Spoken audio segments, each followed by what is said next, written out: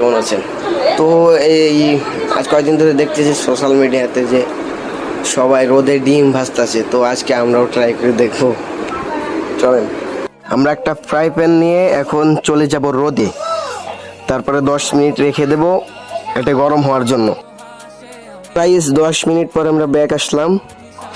এখন এখানে একটু তেল দিয়ে দেবো।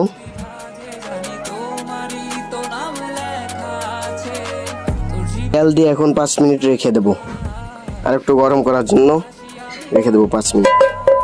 5 মিনিট পর চলে আসলাম একটা ডিম নিয়ে, অঙ্কুর দিনে এখন দিয়ে দেয়।